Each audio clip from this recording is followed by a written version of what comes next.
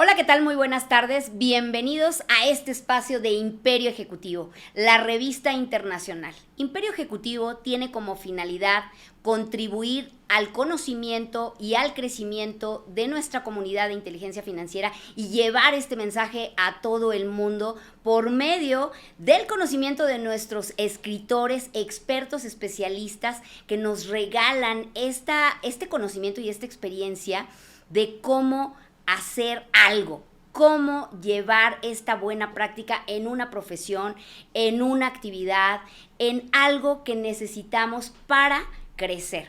Y bueno, el día de hoy traigo un tema sumamente importante y les voy a decir por qué.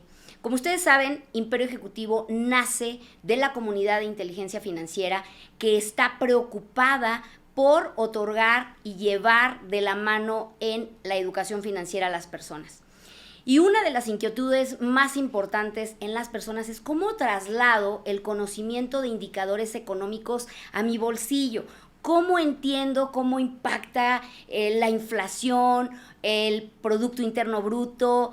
¿Cómo hago que estos datos me lleguen de manera más diáfana y clara para poder tomar decisiones? Y es por eso que hoy tengo a una persona para mí admirable, es una persona que yo admiro, que yo sigo, ella no sabe que yo la sigo desde hace rato, pero aquí el punto es hablar del índice de progreso social, que es la primera medición de desempeño de una economía. Y por eso está el día de hoy con nosotros Sofía Ramírez. Y antes de comenzar, les quiero compartir su semblanza. Maestra en Economía por el ITAM, fue directora adjunta de investigación aplicada en Mexicanos contra la Corrupción y la Impunidad, donde se especializó en la agenda anticorrupción a favor de la transparencia y la rendición de cuentas. Ha asesorado al PREP en procesos electorales locales y federales y ha participado en proyectos de investigación y emprendimiento público con diversas instituciones como el Colmex, el ITAM, el TEC de Monterrey y fue ministra representante del CISEN en la Embajada de México en Washington, D.C. Directora general de la Secretaría Técnica de Consejo de Seguridad Nacional y coordinadora de asesores de la Subsecretaría de Población y Migración SEGO. Sofía tiene participaciones periódicas en distintos medios de comunicación donde realiza análisis sobre temas económicos, políticos y sociales. Desde octubre de 2022 es directora general de México. ¿Cómo vamos? Bienvenida, Sofía, es un gusto tenerte y por supuesto estamos ávidos de todo lo que nos vas a contar el día de hoy. Bienvenida. Muy contenta de estar aquí, muchas gracias por tantas porras y sobre todo muy agradecida por la bienvenida tan cálida que nos das a la organización, no solo a mí, y de todo el trabajo que venimos arrastrando, no solo yo, un equipo completo de gente muy joven, muy capaz y sobre todo con muchas ganas, como dices, de acercar la economía, la información macroeconómica, pues a la gente y que se apropien de los datos y al final no sean datos lejanos, datos que no me interesan, sino que cuando venga la sección económica te detengas a escuchar y cómo avanzó la inflación y el Banco de México qué dijo al respecto y el tipo de cambio cómo se impacta. Esas son las cosas que queremos que la gente se apropie y entienda, pues que de eso depende que me alcanza para comprar la quincena con lo que tengo, con la quincena todo lo que tengo que comprar. Eso depende si voy a tener suficiente dinero pues para irme de fin de semana o no, o para pagar la mensualidad del coche, o tal vez solamente la percepción de inseguridad. Dices, ¿eso qué tiene que ver con economía? Tiene todo que ver, porque nuestra percepción de inseguridad nos determina si ponemos una papelería o una peluquería, o tal vez si seguimos o no estudiando en el turno vespertino de la secundaria. Y por supuesto que eso va impactando además en el largo plazo, en el progreso de las personas ahorita, pero el progreso de las generaciones futuras. Exacto, y sobre todo, ¿sabes qué? Yo creo que la pregunta principal de cualquier persona es, ¿hay oportunidades? Hay oportunidades en México y esto es lo que tiene muy preocupados a los empresarios y microempresarios en el día de hoy y más de cara a una crisis reciente que todavía no termina, Sofi. Y bueno, quisiera por favor que nos compartas qué es el progreso social. Mira, primero que nada, el progreso social no es otra cosa, sino el bienestar de las personas. Pero bienestar pareciera, ¿cómo estás? Estoy bien, es bienestar. Pero de hecho el progreso es un flujo, ¿no? Es algo que nos va pasando en el tiempo. A veces estás mejor y a veces estás peor, pues por el contexto familiar, por el contexto del hogar, pero también por el contexto económico, ¿no? Entonces el progreso social lo que mide es justamente eso, y lo que hacemos es aproximarlo a partir de un conjunto de 54 variables que tienen mucho que ver primero, en el primero de los pilares, con las necesidades humanas básicas. Y esas son, pues, me voy a morir cuando nazco, o me voy a morir cuando voy a parir, o me voy a morir de una enfermedad prevenible como, no sé, una diarrea, una cosa así. Esos son como los primeros elementos. Luego viene la parte de vivienda, que tengas vivienda con suficientes servicios como agua y saneamiento. Y luego viene la parte esta de seguridad personal. Y seguridad personal no solamente es cuántos homicidios hay por cada 100,000 habitantes en tu entidad federativa, sino qué tan segura o insegura me siento yo caminando en la calle. Por lo que te decía, porque eso tiene un impacto económico muy fuerte. También, por supuesto, presencia de crimen organizado y demás, pero quiero como que se queden con esa idea, que este primer pilar son las cosas más básicas. Tienes casa, tienes comida mínima para no morirte de hambre, tienes capacidad de prevenir enfermedades muy, muy fáciles de prevenir, y tienes seguridad. O sea, esas 4 cosas son el primer pilar. Y de eso, más bien, esas 4 cosas dependen en gran medida de que el gobierno local, el gobierno del estado, de la entidad federativa, haga su trabajo. Tal vez salvo el crimen organizado, que eso es más como competencia federal, pero quitando ese pequeño elemento, todos los demás son elementos que tienen que ver directamente con la gestión gubernamental. Y esto es relevante porque más adelante vamos a platicar de eso, la vinculación del progreso social con la capacidad de producir de una economía, y esa economía puede ser una región, un estado, un municipio, está sumamente ligado. Podemos ver que al momento de hacer la correlación entre ingreso, entre el PIB per cápita, que no es otra cosa sino la producción por habitante, cuando haces la correlación de este ingreso por habitante con el progreso social de la entidad, lo que acabamos viendo es que el ajuste es muy bueno, pero en este primer pilar de necesidades básicas humanas, el ajuste no es tan bueno. Lo que nos dice que puedes tener dinero y tu gobierno puede no estarlo gestionando de la mejor forma, y por lo tanto va a haber cosas muy elementales como muerte materno-infantil que no vamos a poder atender, prevenir, y por supuesto nos van a jalar atrás en el progreso. El segundo gran pilar, esto fue necesidades humanas básicas, el segundo gran pilar se llama fundamentos del bienestar. Este pilar pareciera ser un poco, también son servicios públicos sociales, pero tienen un componente donde depende mucho del capital humano del hogar para poder aprovecharlos. ¿A qué me refiero? Bueno, tiene que ver con que si yo tengo suficiente comida para mi familia, voy a poder mandar a los niños y a las niñas a la escuela. Si yo no tengo suficiente comida, pues me los voy a llevar a que vendan dulces. Entonces, ese componente de tasa de matriculación preescolar, primaria, secundaria, ese es el primer gran rubro de estos fundamentos para el bienestar. Segundo elemento, por ejemplo, telecomunicaciones, que estemos con suficiente acceso a información. Eso se mide, pues por supuesto, en la tasa de agresiones a periodistas, pero también se mide en cuánta gente tiene internet, computadora, un celular. Y todo eso, puedes tener una Ciudad de México llena de conectividad y de hotspots, pero si la gente no tiene un dispositivo para conectarse, de poco te sirve que exista esa conectividad. Por eso decía yo que el segundo pilar ya te habla de que se puede aprovechar solamente cuando tienes un cierto capital humano y capital financiero en el hogar, ¿no? Luego viene y ahí viene también, por supuesto, medio ambiente. Tenemos este elemento tan importante que pareciera que lo habíamos olvidado a lo largo de los años, ¿no? Pero el medio ambiente, pues obviamente te restringe si tienes una buena calidad de vida o no, si el aire está limpio, si queman la basura, si hay áreas verdes o no.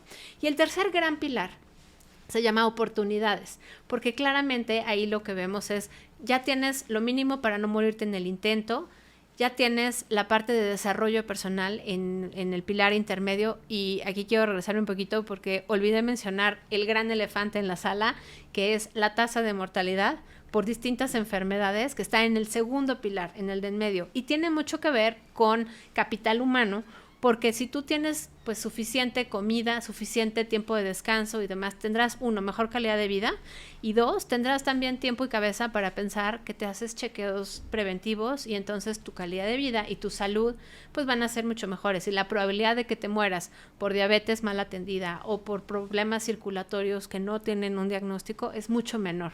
Entonces el tema de COVID y cómo la pandemia nos afectó como sociedad se mide justamente en el pilar que es el de en medio de los fundamentos del bienestar. Ahora sí, me voy al tercer pilar, que son oportunidades. Y ahí estábamos hablando que, por supuesto, está matriculación a educación terciaria, que es muy importante, presencia de universidades de cierto nivel, con calidad y demás. Pero antes de eso viene qué tan participativos somos como ciudadanas y ciudadanos con el gobierno, qué tanto salimos a votar, qué tanto aceptamos e incluimos en nuestra vida diaria a las diversidades, como la comunidad LGBTIQ+, o sea, esto es muy importante.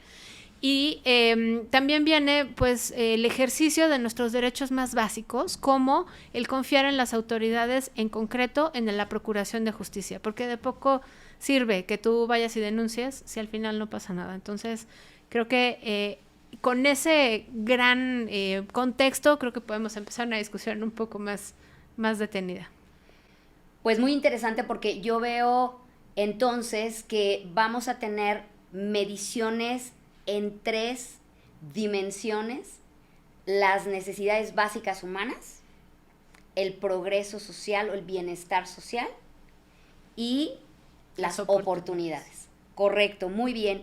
Ahora, ¿por qué importa el progreso social? Porque, como te decía, al final del día no solo se trata de medir la fotografía, cómo estamos ahorita, ¿no? Pues puedes decir, pues es la misma fotografía de siempre. El noreste le va muy bien, el sureste le va muy mal, el Golfo, pues dependiendo de la época del año, porque la pandemia les pegó durísimo a todas las entidades federativas que dependen del turismo, pero esa es una fotografía. Y justo, ¿por qué es importante el progreso? Porque además pareciera que pues todo el norte es igual, todo el centro es igual y todo el sur es igual. Y pues ciertamente hay cadenas productivas y una vocación económica que compartimos de manera regional, pero los problemas que tienen unos estados, a pesar de poder estar tal vez en el mismo grupo de los estados ricos o los estados pobres, son muy diferentes.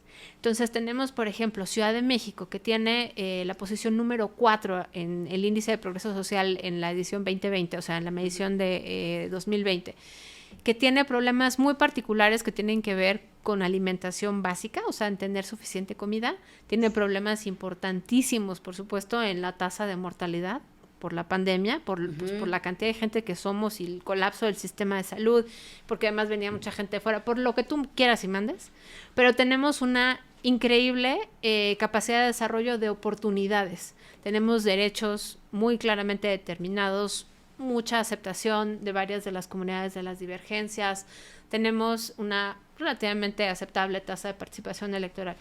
Por otro lado, en comparación, tenemos un estado, no sé, de los del norte, Sonora, Chihuahua, donde ahí los problemas son distintos. Entonces, a pesar de estar en el 30% de los estados más ricos, Ciudad de México y Sonora y Chihuahua, pues en Chihuahua tienen embarazo adolescente como el primero de los problemas. En Baja California tienen un problema de inseguridad y de presencia del crimen organizado. Entonces, no podemos simplemente decir, yo estoy en el top 10 o yo estoy en el 30% más pobre. Lo que hay que tomar en cuenta es, vamos a hacer entonces un zoom in y ver qué cosas están saliendo bien, pues de acuerdo a cada uno de los problemas que hay en cada entidad federativa. Y por eso nos hemos dedicado toda la semana a buscar a los medios locales, porque no basta con que tengamos primeras planas en los medios nacionales. Creo que la historia es justamente que cada quien se apropie del diagnóstico y entonces con papelito en mano vaya y le diga a su legislador, oye, ¿qué hubo con esto? O a su gobernadora o a su alcalde, o el próximo año tenemos elecciones en 6 estados. Entonces creo que más oportuno que eso, para empezar a poner agenda sobre esos 6 estados y empezar a pedir soluciones específicas a los problemas de cada entidad federativa. Exacto, saber qué es lo que vamos a pedir de manera puntual o qué es lo que necesitamos de acuerdo a dónde estamos y cuál ha sido el desempeño de nuestra entidad, ¿no? Muy bien. ¿Cómo se mide? O sea, ¿cómo haces estas mediciones? ¿Qué hay detrás? Mira, como buena salchicha es imprescindible conocer la receta. Y pienso en la salchicha porque pues cuando yo era niña mi mamá me decía no comas salchichas porque no sabes qué tienen. Exacto. Entonces, ahora que hay mejor etiquetado, digamos, estamos en un terreno un poco más certero. Pero nosotros publicamos toda la metodología, publicamos todos los scripts, digamos, de los códigos que se corren para esto. Pero en resumen son 54 variables que provienen de fuentes abiertas, casi todas son del INEGI, más de 2/3 partes vienen del INEGI. Hicimos la serie hasta 2015 porque antes de 2015 pues no existía información para muchas de estas variables, lo que habla de que el INEGI ha progresado muchísimo en la capacidad de generación de información. Y entonces lo que hacemos es que hacemos indicadores que se normalizan a 100. Entonces 100 es la mejor calificación, 0 es no tienes ningún punto. Y México en el agregado, digamos, entre todos los estados, está ahorita con 63.2 puntos sobre 100. Eso tomando en cuenta todas las entidades federativas. Pero, una vez más, dependiendo qué componente, qué estado, qué región estés contabilizando, vas a tener un resultado distinto. En resumen es eso, es una matriz de información pública que en su mayoría proviene del INEGI, que la organizamos de tal forma que nos hable de estos temas, ¿no? Tienes una casa, tienes seguridad, puedes salir a votar, tienes un teléfono, tienes un parque cerca. Ok. Y, por ejemplo, ¿qué es más importante? ¿El medio ambiente o el crecimiento económico? Y esto viene porque escuchamos hoy en día que la regulación ESG viene de manera fuertísima. Environment, Social and Governance. Y en este sentido, Europa, por ejemplo, ya es obligatorio que las empresas que cotizan en bolsa cumplan con una regulación ESG y eso nos deja claro lo importante que es el cuidado del medio ambiente, pero también el tema social, ya no se diga el gobierno corporativo, ¿no? En Estados Unidos ya están llevando a cabo esto y en México, por lo menos las empresas que cotizan en bolsa también están por un tema de sustentabilidad, un programa de sustentabilidad. ¿Por qué? Porque hacia adelante es lo que va a hacer resiliente las empresas. Entonces yo pensaría que el tema ambiental pues es sumamente importante, pero aquí ¿qué es más importante? Pues yo creo que no hay uno más importante que el otro, porque además, como bien refieres, el desarrollo y el progreso social se ven directamente afectados por el medio ambiente y su calidad. Ya no solamente por las variables más básicas que afectan a las personas directamente, como la calidad del aire, como la calidad de el agua, que tan sucia viene, que haya suficiente agua, ¿no? En este entorno de pandemia que hubo cortes al agua, tú te acuerdas de los reclamos sociales que más eran sumamente legítimos. Además, México está entre las 15 economías que se van a ver más afectadas con el cambio climático de aquí a 10 años. Entonces, realmente tendríamos que empezar a pensar ¿quiénes están más afectados por el impacto al medio ambiente? Los países más pobres. Por varias razones. Uno, porque no tienen los elementos para reaccionar ante posibles inundaciones, huracanes. Cada vez que llega algún desastre natural, pues es carísimo. Y esto, por ejemplo, el índice de progreso social nos da cuenta que justamente los 10 estados más pobres en México, entre 2016 y 2020, aumentaron en promedio del índice de progreso social 1 punto. O sea, cuesta mucho trabajo. Te voy a decir, los 10 estados más ricos entre 2016 y 2020 aumentaron también 1 punto, un poquito más de 1 punto, pero un punto abajo y 1 punto arriba. Llega la pandemia, ¡zas!, choque para todo el mundo, cierres, o sea, Ciudad de México le fue fatal. Bueno, sí. Cuando tú revisas los datos 2020 de estos mismos estados, de los 10, 11 más pobres y de los 10, 11 más ricos, tú ves que aunque ambos grupos ganaron 1 punto en los primeros 4 años de la medición, en 2020 pierden los más ricos medio punto y los más pobres pierden el punto completo que habían acumulado en 4 años. Entonces, obviamente, entre más vulnerable estés en tu progreso social, menos capacidad de resiliencia tienes. Y por supuesto, al momento de reconstruir, pues estás 3 pasos más para atrás. Entonces, no solamente es que el trancazo sea más duro, sino que tienes menos capacidad de volverte a parar, mientras que los otros ya se pararon, se limpiaron el polvo y siguen caminando. Tú todavía estás medio ahogado, medio viendo si sobrevives, medio atendiendo los problemas más urgentes. Entonces, claramente el progreso social, el desarrollo económico y el medio ambiente están perfectamente interconectados, y no lo digo yo, lo dicen prácticamente todas las mediciones que tienen que ver con pobreza, con sustentabilidad, y por eso los objetivos de desarrollo sostenible justamente incorporan no uno, me parece que son 3 o 4 elementos: océano, medio ambiente, calidad del aire. O sea, son elementos separados. Cuando hace 30 años decíamos, sí, medio ambiente, mételo todo en ciencias naturales allá en la esquina. Ahorita no, ahorita ya nos damos cuenta pues, que la mayor cantidad de oxígeno viene de los océanos. Lástima que en la cumbre con Estados Unidos y Canadá no se tocó el tema de los océanos, pero realmente hay un potencial muy importante y sobre todo una urgencia muy importante de tomar en cuenta el desarrollo junto con el cuidado del medio ambiente. Sí, y ¿sabes qué? Fíjate que siento yo que la juventud actualmente, los jóvenes, están muy preocupados por el medio ambiente. No sabes cómo mis hijos están pendientes absolutamente de todo, de cualquier desperdicio. No sé si tú lo percibes así, pero estamos viviendo una generación que sí está preocupada por el medio ambiente, que nosotros no tuvimos. O sea, ¿en qué momento estabas preocupado por la bolsita para reciclar exclusivamente las cápsulas de café? ¿O en qué momento estabas tú pensando que tenías que salir con una bolsita para pasear a tu perro? Antes eso no existía. Entonces, creo que por lo menos en esa parte, hoy la gente joven está preocupada por eso, y qué bueno que hoy lo estamos viendo como parte fundamental del progreso en el planeta. Si me permites completar la idea, estoy totalmente de acuerdo, porque además hoy día las empresas tienen que empezar realmente a considerar que hay un reclamo legítimo en la sociedad, y entonces van a tener un reclamo de sus consumidores y van a tener un reclamo de sus trabajadores. Por supuesto. Entonces la presión ya no va a ser únicamente de la norma que viene, digamos, de la autoridad, sino de aquellos que te compran el producto y de aquellos que te ayudan a producirlo. Entonces, todo gobierno corporativo va a tener que empezar a incorporar, pues esto, ¿no? Desarrollo y progreso social, cuidado al medio ambiente, de cajón. O sea, ya, si no es por altruismo, es por en interés propio, ¿no? En defensa propia. No, y ya se vuelve una forma de vivir. O sea, el decir, ¿qué necesidad hay de meter un melón en una bolsita en el supermercado? O sea, sí. ¿Por qué no hay una razón lógica que metas a un melón en una bolsita? Cada aguacate en una red de foamy que además no puedes usar para nada más que para eso, ¿no? Exactamente. Sí. Entonces, bueno, eso es fundamental. ¿Cómo se vincula el progreso social con la sustentabilidad? Pues bueno, lo estamos ya resolviendo, que era una pregunta que me parecía muy importante.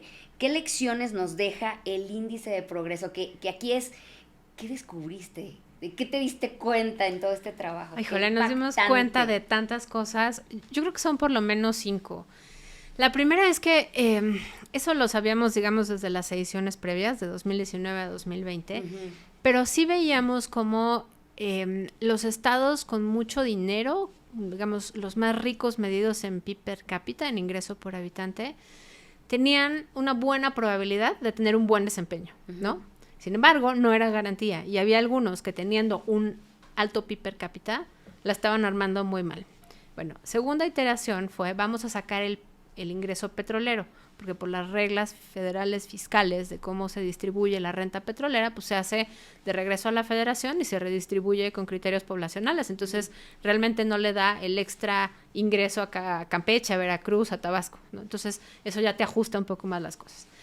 La siguiente lección que tuvimos parece verdad de perogrullo, pero si no tienes dinero, no hay manera que financies el progreso social. Entonces, el sureste mexicano es una tragedia, porque de 2015 a 2020 están al final de la fila, ya sabes, Oaxaca, Chiapas y Guerrero. Y ahí juntito Tabasco y Veracruz, ¿no? Lo cual sorprende mucho, justo porque pues, sus economías dependen en gran medida de la economía petrolera, lo cual te dice, bueno, pues hay empleos que están en las refinerías o en los pozos petroleros, pero no se está generando una economía de bienestar alrededor y seguramente además están quedando con una contaminación importante, sí, ¿no? Esa es la segunda lección. La tercera lección es que a pesar de que tengas, digamos, cierta posición intermedia, no los más ricos, no los más pobres, se puede administrar ese dinero. Y hay estados que sorprendentemente de un año a otro dan unos brincos y tiene que ver más bien con decisiones gerenciales. ¿Qué hacen con ese dinero? ¿En qué lo están invirtiendo? Uh-huh. Parte del problema es la lógica económica y la lógica política, sobre todo, que tenemos, digamos, en México. Entonces, cuando los cargos llegan a su fin, es difícil que haya continuidad, sobre todo si hay alternancia. Entonces es como una paradoja de la democracia, porque en la democracia sí queremos alternancia, en la democracia sí queremos que haya pues alternativas y que nuestra voluntad ciudadana sea respetada, y entonces vamos a castigar en las urnas a aquel que no me cumplió o no lo hizo con suficiencia. Pero tiene un problema no en la la democracia misma, sino que en esa lógica democrática no existen las reglas y los mecanismos para pasar de una administración de un color a una administración de otro color sin que se pierdan proyectos en el camino, métricas que estaban dando pues algún tipo de indicación si los programas funcionaban o no funcionaban, porque tú sabes que el presupuesto de egresos del próximo año pues tiene un componente muy importante de programas sociales, aumentó el dinero que se dedica a programas sociales, lo cual está muy bien en principio, porque claramente la gente necesitamos estar bien primero, antes que nadie, en esta recuperación. Pero tiene un pequeño problema. Muchos de los programas sociales, empezando por el de las pensiones, uh-huh, no están pensados con criterios de medición de quién los necesita más, uh-huh, sino que están pensados todos los que tienen 60 años o 65 años y más lo van a recibir. Oye, pero pues hay como la mitad de la población que igual no lo necesitaría. No todos. Entonces empieza a ser una dinámica más de lógica política que de lógica social. Yo creo que esa es una gran lección del progreso social.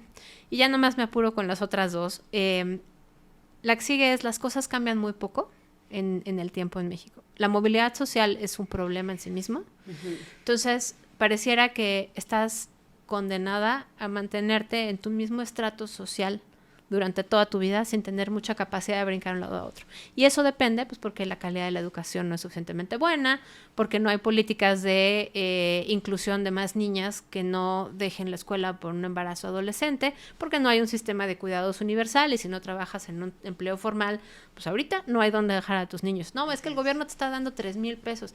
¿Y con esos 3,000 pesos qué hago? Si yo saliendo a trabajar en promedio podría, o sea, las mujeres en México ganan aproximadamente 6,000-7,000 pesos, que es menos que los hombres, pero es el doble de lo que le está dando el gobierno. Entonces realmente tenemos que empezar a pensar en la lógica de todos esos programas sociales, que se asigne el dinero de la mejor forma a soluciones que nos ayuden a ser más productivas, que nos ayuden a ser más competitivas. Y hablo en femenino porque pues, somos más de la mitad de la población. Pero bueno, y finalmente la última de las lecciones es la más dura de todas, y es que la pandemia nos pegó, con todo. Y ya sé que no le estoy contando nada a nadie, pero al medirlo es brutal. En promedio en México, por cada punto porcentual de exceso de mortalidad que hubo el año pasado, uh-huh, el índice de progreso social retrocedió en 4 puntos. Estamos hablando que la relación es de 4-1. O sea, por cada aumento de 1 punto porcentual en los muertos que no debieron haber habido o que no se preveía que iban a haber y que ocurrieron debido a la pandemia, hay un retroceso 4 veces mayor en progreso social.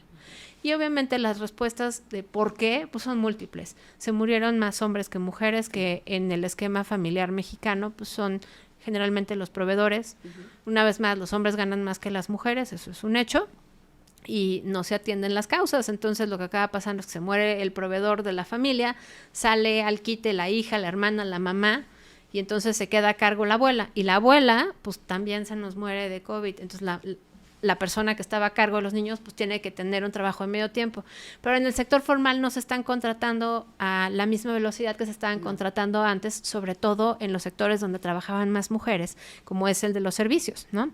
Entonces se vuelve una bola de nieve donde al final lo que acabas teniendo es un nivel de complejidad social enorme, donde la pandemia nos acaba afectando en dimensiones que no teníamos tan contempladas. No solamente es el duelo del fallecimiento, es la afectación económica del hogar, es la falta de soluciones para que quien no estaba trabajando entre un mercado laboral, donde además le van a pagar pues 30% menos de lo que le pagaban al que se murió. Sí. Entonces, ¿dónde quedan los niños? Pues dejan de ir a la escuela o dejan de atender a la escuela o pues ya más bien están echando fiesta porque pues es formato híbrido o porque pues todo el año pasado fue perdido para la educación pública. Entonces, creo que en ese sentido, esas son las principales lecciones que aprendimos. Son lecciones muy duras, pero también son lecciones de esperanza. Y te voy a contar por qué. El año pasado perdieron puntaje de progreso social 21 entidades federativas. Eso nos deja con 11 entidades federativas que no perdieron puntaje. De esas 11, solamente 3 aumentaron más de un punto. Esas 3 entidades federativas son aquellas que tenemos que voltear a ver con lupa y son aquellas que tenemos que usar, ¿qué hicieron? Claro. Ahora, también hay entidades con mucha mayor resiliencia. Resiliencia entendido en capacidad de protegerse, de autorregenerarse. Y aquí creo que sí es un tema más generalizado en el norte del país, donde vemos, y en Ciudad de México también, pero sobre todo en el norte, donde vemos que el pilar de las oportunidades, que hablábamos, ¿te acuerdas? Que eran necesidades básicas humanas, fundamentos para el bienestar y oportunidades. Y las oportunidades demandaban que hubiera, pues, comida suficiente, que no te murieras, que hubiera, pues, cierto capital humano para mandar a los niños a la escuela y tener telecomunicaciones. Entonces, bueno, las oportunidades que son el ejercicio de tus derechos, esas oportunidades venían aumentando y no se detuvieron. Entonces, en general en el país, las oportunidades, el pilar de oportunidades no se vio tan afectado por la pandemia, pero en entidades donde había una resiliencia social más fuerte, ahí es donde todavía no solo no se retrotrajeron, sino que además avanzó.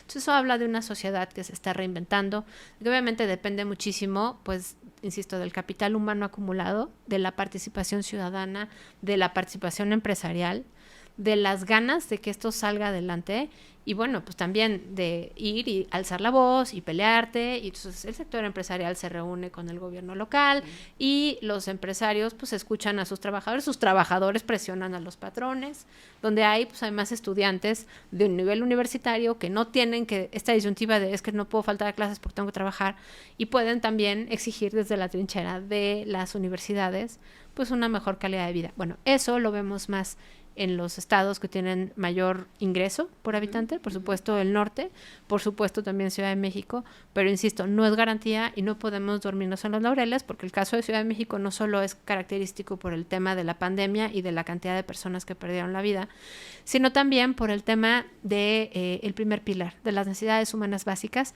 y Ciudad de México tiene un problema de no tener suficiente comida para muchas personas. Entonces, ahí es donde vemos los diagnósticos hacia adentro. Creo que ya me eché un rollo larguísimo. No, pero es que es importante. Mira, yo veía el último dato, un último dato del INEGI, así en una plana mayor que decía 6.5 millones de personas en México dejaron de ser de la clase media. ¿Y esto qué quiere decir? Entendemos como clase media, y por favor me corriges, pero entendemos como clase media una persona que tiene para cubrir sus necesidades básicas y un poco más, y que si se quedara sin ingreso puede sobrevivir por lo menos 6 meses. No, mira, no sé si tantos 6 meses sea una... Como preciso. Sí, pero creo que en general tienes muy bien identificado qué especifica la clase media. El INEGI, entre otras cosas, dice, por ejemplo, que al menos un adulto de la familia tenga un trabajo en empleo formal, una relación formal laboral. Okay. Cuando vivimos en un país donde 6 de cada 10 empleos son informales, pues te va restringiendo, ¿no? La clase media solo puede ser del 40% de los trabajadores que sí tienen un empleo formal. Pero si además te vas en quién provee, pues se hace más chiquito, porque si proveen los hombres y los hombres se murieron más por la pandemia, entonces estás empezando a dejar una gran cantidad de hogares, 1/3 aproximadamente de hogares encabezados por mujeres, pues que les empieza a ir peor. Entonces empiezas a abrir brechas, ¿no? En la inmediatez de la pandemia, en la inmediatez de la pospandemia y en la inmediatez de la recuperación, donde no solamente son los hogares más pobres o en los estados más pobres, sino dentro de los estados, incluso los más ricos, pues vas dejando a grupos enteros de población atrás, ¿no? Sí.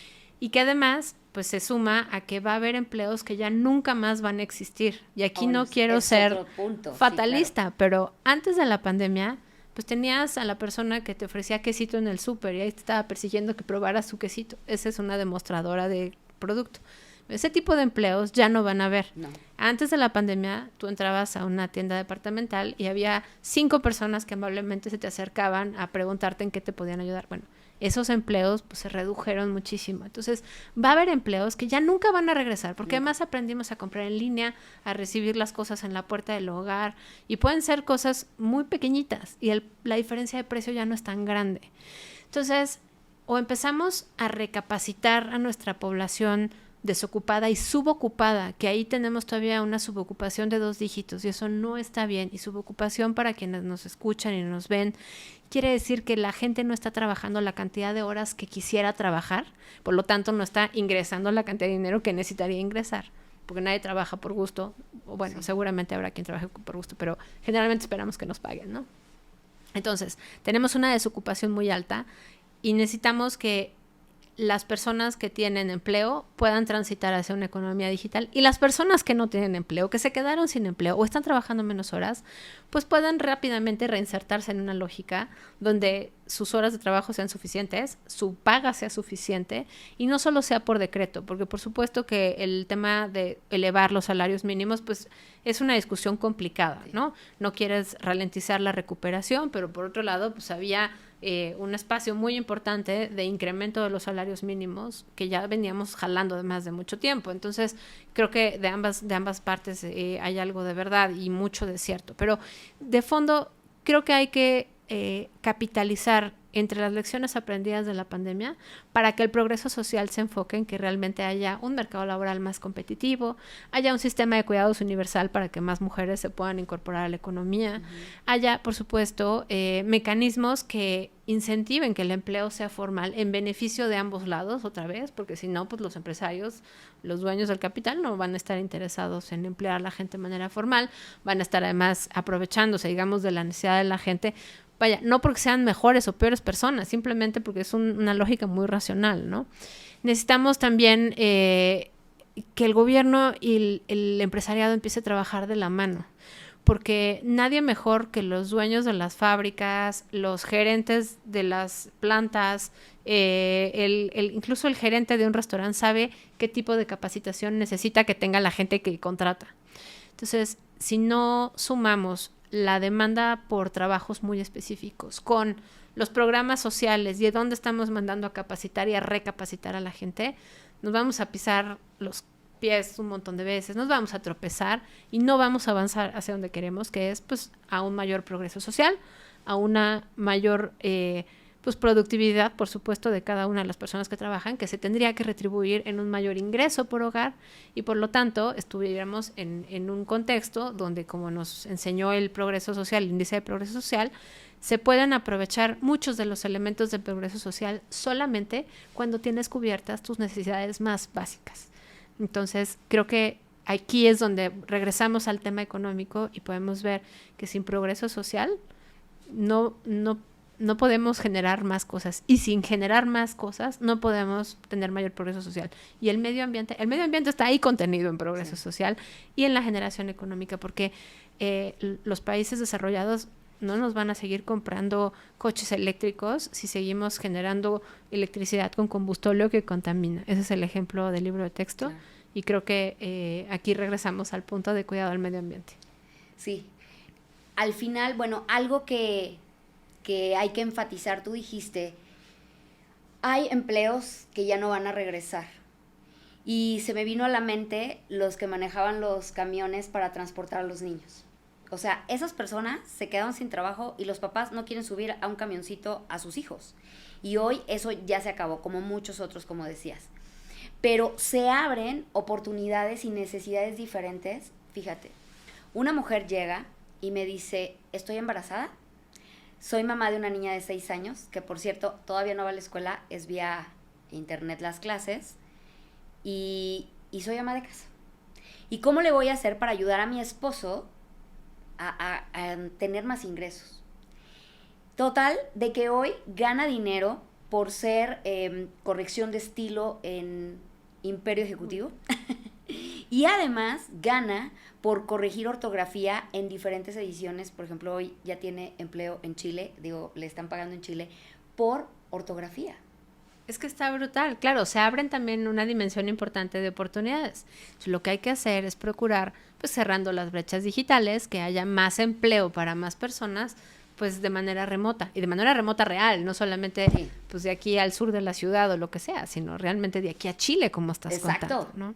Y eso se resuelve, bueno, insisto, con conectividad, con un dispositivo, con pues mayor acceso a pues generarte de un pequeño patrimonio que te permita comprar tus herramientas de trabajo, ¿no? Entonces, creo que una vez más, el tema de las historias de éxito es que siempre se engranan en esta lógica de los datos, que al final es una cosa que a mí me tiene muy sorprendida. Entrevistamos varias personas como caso por caso para ver pues progreso social, cómo lo ilustrábamos, cómo lo acompañábamos de historias reales.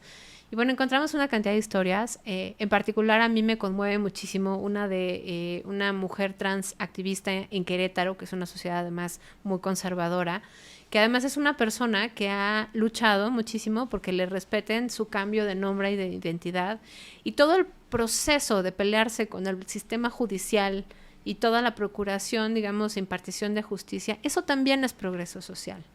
Y bueno, pues vamos avanzando en diferentes rubros. También hay una historia de una afromexicana que pues ha trabajado por los derechos humanos de la comunidad afro, que en México pues está borrada de las estadísticas hasta hace bien poquito tiempo. Ya no digas de los programas sociales, no estaban considerados una minoría y por lo tanto no tenían acceso a muchos de los programas que estaban dirigidos a la población indígena, por ejemplo, ¿no? A pesar de tener condiciones de pobreza y de precariedad muy graves. Entonces, esas historias de progreso social nos ayudan, justamente como la historia de tu amiga, tu colega que corrige estilo. Carla Durán. Que al final del día, pues es eso, son ganas de hacer las cosas, pero también disposición a aprender a hacer cosas nuevas, pero también es progreso social, pero también es condiciones mínimas para seguir trabajando. Y seguramente ella viene de una familia o es parte de una familia de clase media donde el marido trabaja, hay 2 personas que mantienen el hogar, o sea, hay una estructura, ¿no?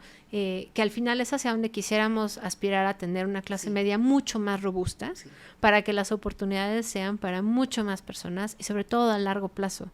Porque te hablaba hace rato de la inmediatez del efecto de la pandemia, pero hay un efecto de largo plazo en todo el cohorte de niños y niñas que perdieron el año escolar y muchos de los cuales no regresaron a clases en este ciclo. Entonces, ellos se van a quedar y ellas se van a quedar marcadas con un rezago importante si no se remonta ya. Porque si no las brechas se van a ampliar y va a ser cada vez más difícil. Sí, completamente de acuerdo contigo. Y pues bueno, vamos a ir cerrando, querida Sofi. Yo me quedaría aquí todo el día, definitivamente. Cada que me da un dato y me da otro, yo quiero seguir preguntando, pero bueno. Yo la pregunta que dejaría para el final es, una vez que yo tengo estos datos como cualquier ciudadano, Sofía, ¿qué es lo que tengo que buscar yo, Gabriela Sánchez o Juan Pérez o Miguel, específicamente en estos datos? ¿Cuáles son los puntos que yo como ciudadano debo de observar y cuál es el consejo que tú le darías a la gente para poder utilizar esta métrica? Mira, prácticamente todos los datos que procesamos en México, ¿cómo vamos?, están dirigidos a que te apropies de esos datos y entonces tu historia tenga sentido. ¿A qué me refiero con tu historia? Si yo soy esta persona que sabe que gana menos que sus colegas, pero no entiende bien por qué, y además está viendo que a todos le dan un ascenso, pero a mí no, porque tengo hijos chiquitos, entonces pues me puedo sentir muy aislada en un problema donde tal vez siento que el problema soy yo, ¿no? Y no mi circunstancia. Cuando tú te metes a los datos y ves las estadísticas procesadas, no estoy diciéndole a nadie que se meta a aprender cómo funcionan los datos, que se meta a una página como México, como vamos, donde tenemos justamente un micrositio de datos de género, por ejemplo. Y entonces se da cuenta que no, que es cierto, que en México las mujeres ganamos un montón menos que los hombres. Sí. Y que además hay industrias donde nos va peor. Y que además hay industrias donde trabajamos en mayores condiciones de informalidad. La historia cambia totalmente, porque ya no es yo soy una fracasada, sino esto es absolutamente inaceptable, voy a demandar que la guardería la reabran antes que nada, porque si no, no voy a poder salir a trabajar a buscar un empleo distinto, o voy a demandar pues que haya un sistema de cuidados universal, porque tal vez no son niños, tal vez son mis papás, ¿no?